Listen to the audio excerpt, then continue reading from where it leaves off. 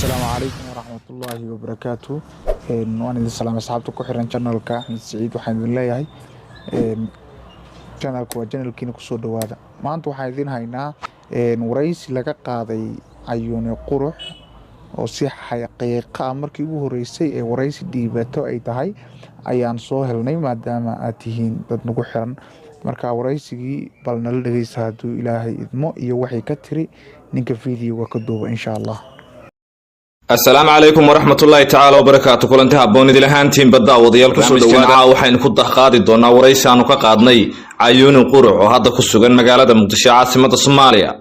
Cayuuni ku soo dhawaada waxa 24 saacadood ee u dambeysay la wareejinayay video adiga laga duubay. bal marka waxaad nooga warantaa sababta lagaga duubay videogan maada raali ka ahaa mise siyaabo kale ayaa loo duubay videogan. waan ku dhawahay abu waan maasan tahay waan ku dhawahay haddaan kaaga warramo say wax u dhaceen wiilka marka hore xiriir baan lahayn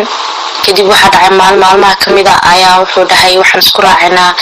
beerta nabadda okay baan dhahay beerta nabadda isku raacnay markaan isku raacnay cabaara sawirada galnay wuxuu dhahay kana sharaab ka cabaynaa okay aan dhahay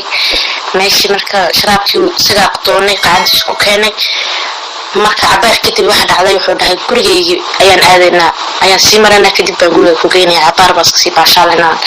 hayaan dhahay marka waxa dhacday gurigiisa maanta aniga marka dariiqa sii socday baa waxa dhacday madaxa iga xanuunayay gurigiisa markaan tagnay baa igu dambeysay miir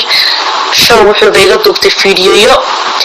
kadib markii dambana gurigeyga wuu igeeyay guriga baan tagay adigu ayaan xigta ayaan wiilka isku dhacnay markaan isku dhacnay waxa dhacday igu dhahay aniga adiga xiriirkeena Soomaaliyeed inuu la kala go'i karin waxaan ku sabab maxaad ka wada hadalkaas wuxuu dhahay maalinta ma garanaysaa baan dhahay wuxuu dhahay fiidiyo baan ka duubtay fiidiyaan ka hayaa marka hadda ay walwaashid ogow aniga wixii dunta iga siirtooba aniga waxa ku dhawaad daran tahay telefoonkan ku jaray adigu saacado kadib waxaan ba arkay fiidiyo aniga oo Facebook yaayaba waan mahadsan tahay walaal wiilka waxaan isbaranay 17kii bishii Ramadaan waxaan isnaqaanaa 3 sano Facebook ayaan iska baranay